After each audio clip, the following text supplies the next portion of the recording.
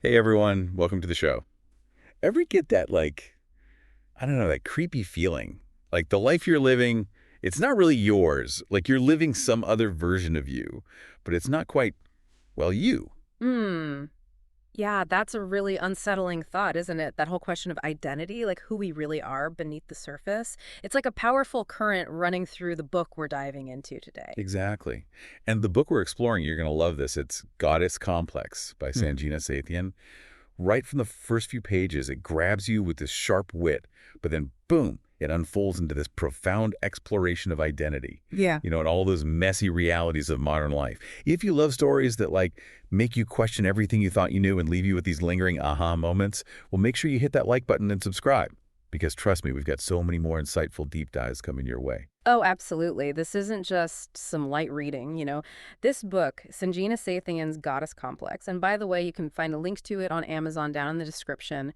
It really plunges us headfirst into the world of this woman. She's navigating a huge shift in her life.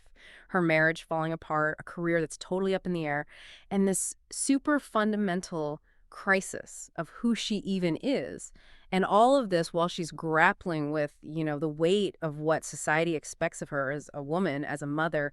We're going to unpack some of the core themes here and the journeys these characters go on, but don't worry, we'll steer clear of any major spoilers. So even if you haven't read it yet, come on in, join the conversation.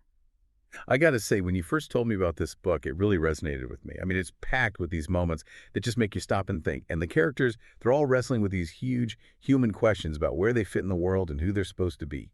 So let's dive in. Okay, so when we first meet Sanjana, her life feels like it's, well, kind of falling apart, wouldn't you say? Totally. I mean, think about it. 32 years old, about to be divorced, on medical leave from grad school, and financially, she's really struggling. Overdrawn her bank account, not once, but twice in the past year. It's like she's just, I don't know, adrift right from the start. Yeah, and this whole feeling of instability, it just gets amplified by a really big decision she's made, a really personal one. She recently ended a pregnancy, and that experience, it seems to have really solidified her feelings about, well, about becoming a mother. There's this raw line in the book, I do not want it in me. I cannot be split. It's like it really speaks to her conviction, right? And Yeah. maybe even a fear of losing herself in motherhood. It's powerful, isn't it? And it seems like that decision has just amplified this already existing feeling of isolation. There's that part where she talks about how she feels like she lacks the capacity for love that she sees in other people. It's like such a vulnerable admission, and it makes you wonder if there's something deeper going on, something more than just her circumstances at that moment. Right. It's like, is this just a reflection of the turmoil she's going through right now, or is it something more? It makes you think. And then there's that scene with the Duncan auntie. I mean, wow, talk about uncomfortable. In that short interaction, she feels instantly categorized as a bad brown girl, just based on these, I don't know, superficial judgments and assumptions about her life, her choices. It's such a good example of how societal expectations and these stereotypes, they can really box us in. Totally. It's not just a microaggression. It's like it highlights the way these societal narratives can define a person before they even get a chance to define themselves. Yeah. And Sanjana, throughout the whole book, she's constantly pushing back against those assumptions. Absolutely. It shows the external pressure she's facing, but it also ties into this internal conflict she has going on. The book mentions how she's always been two-faced with her family. She presents one version of herself at home and a totally different one out in the world.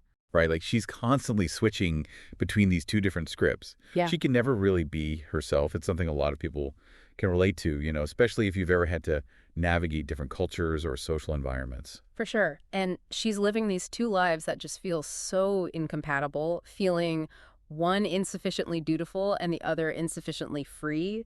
It's like this core tension that drives a lot of her anxiety and the things she does throughout the story. It's like she's always trying to balance these two sides of herself, but she never really feels whole, authentic.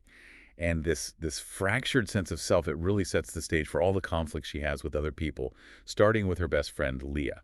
Oh, the dynamic with Leah, it's so interesting, right? You've got her oldest friend who's embracing this very traditional path. She's pregnant, getting married, changing her name. And Sanjana's reaction to all of this, well, it's not exactly celebratory. Oh, yeah, that sarcastic comment she makes about Leah expecting. Instead of being pregnant, it's like this immediate red flag. Like, Hmm. whoa, there's some tension there, maybe some unresolved emotions about her own experience. And of course, Leah takes it the wrong way. She thinks Sanjana is just jealous. It's a classic example of how, when you've got these diverging life paths and all these unspoken things, it can lead to huge misunderstandings, even between really close friends. And it's interesting because Sanjana actually struggles with whether or not to tell Leah about the abortion. She's scared of being judged, even though Leah seems really progressive on the surface. That's so true. It shows how deep Sanjana's insecurity runs. Like, she feels like her experiences make her different, like she doesn't belong. Exactly. And then remember that argument about hyphenating Leah's last name? Sanjana brings up her own name and how she chose not to take Killian's last name. It's like she's making a statement about identity, about not wanting to conform. Right. It brings up these big questions about cultural assimilation and the choices women make about how they define themselves. And then there's that whole thing with the climate change comment. Oh, man. Yeah. Sanjana's comment about the ethics of having kids in a world facing climate change, I mean, it might be a valid concern, but it just completely backfires, especially with Leah being pregnant and all. Talk about putting your foot in your mouth. It shows how Sanjana tends to intellectualize everything, sometimes at the expense of other people's feelings. Totally. And this detachment, it kind of carries over into her living situation, too. The whole thing with house sitting for her sister, Manisha, and her brother-in-law, Ajay, it doesn't feel like a genuine family thing, more like an obligation. Right, it's like a temporary fix. And her observations about Manisha's life, how she's so organized but also clearly anxious, it paints a picture of someone who's trying to control everything around them. Like she's trying to manage her own insecurities. And then Sanjana, she just doesn't even try to follow Manisha's rules for the house. It's almost like a subtle rebellion against this idea of perfect domesticity. And then remember those weird text messages, the ones congratulating her on being pregnant? That's when things start to get really unsettling. Oh yeah, the wrong number texts. It throws Sanjana off completely. Mm. And of course, she immediately thinks it's Killian. Like he must have told people about her pregnancy, even though it was a year ago. It shows that there's still this connection between them, even if it's negative. And Killian, he just goes silent. Yeah. Doesn't respond to her messages. It's like she's desperate for an explanation, but she's getting nothing. And then out of nowhere, they run into each other at a naked supper club, of all places. Talk about awkward. It's so bizarre and funny at the same time. Mm-hmm. And her description of him, like that specific detail about his, well, it's almost like she's trying to establish some distance, some power in that moment. Right. Like, okay, I'm in control here. And then Killian, he tries to reconnect, but he's put on this whole act pretending to be a biologist doing research for a play. Who's afraid of Virginia Woolf? It's so obvious he's putting on a show, and Sanjana, she sees right through it. She's like, yeah, right, nice try. And this whole ambition, wanting to make it in film and TV, it's all part of this performative personality. Which probably had a lot to do with why their relationship fell apart in the first place. Mm. And then, remember when Sanjana gets the fellowship to go to Bombay? Oh yeah, Killian suddenly becomes super enthusiastic about the whole thing, but it's clear he's mostly excited about his own Bollywood dreams. He doesn't really care about her academic achievement. Mm-hmm. And his Hindi, his dancing, non-existent. He's more interested in the idea of India than the reality. It's like he says in the book, I'm not fluent in myself. Such a weird statement. And then there's that whole touch my trauma workshop. Oh my God, that was something else. His whole experience is like a religious awakening. He wants to be a vessel for meaning. It's just another role he's playing.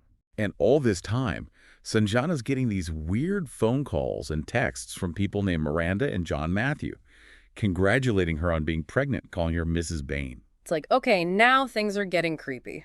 And Miranda's comment about you people and NRI arrogance, it adds this whole layer of cultural misunderstanding. But the really freaky part is when Sanjana realizes someone's been impersonating her.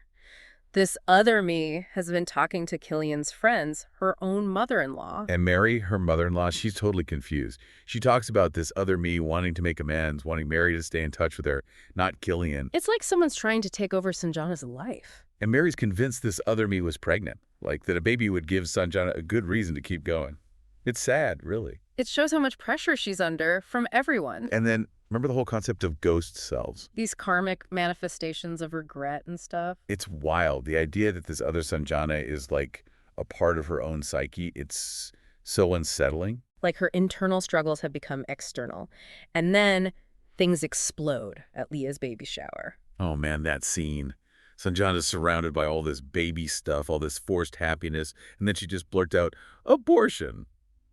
So And then Leah, she grabs her stomach like she's in pain. It's scary, like something bad's gonna happen. It's like Sanjana's own pain, her grief, has somehow affected Leah.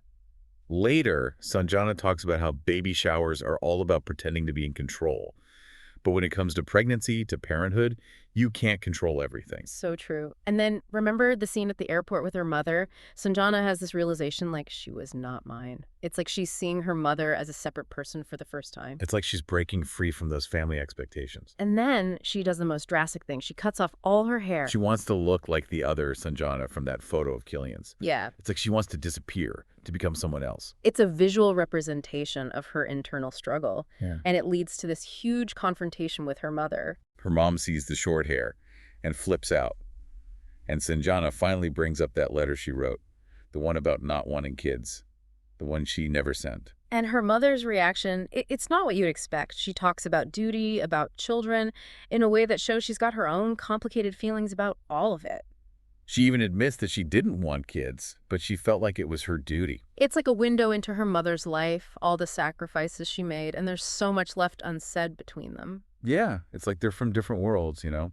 And then the mom offers money for the divorce. Even though she probably disagrees with the whole thing, it's a gesture of support in her own way. And Sanjana's last thought, before she leaves her childhood home, it's heartbreaking. She thinks, if I could be another person, I would. It's like she's so unhappy with who she is, she'd rather be anyone else. It's a powerful ending to that part of her journey. It really is. Wow, this has been an incredible deep dive into Goddess Complex. I'm so glad we had this conversation. Me too. It's a book that really stays with you. And to all of you listening, thank you so much for joining us on this deep dive into Sanjena Sathian's incredible novel. We'd love to hear your thoughts. What part of Goddess Complex resonated with you the most? What surprised you? Share your thoughts in the comments below. Let's keep this conversation going. We really encourage you to share your own interpretations of these themes. Identity, motherhood, self-discovery, it all adds to the richness of the discussion. And as you go about your day, think about this. What part of yourself are you trying to understand better?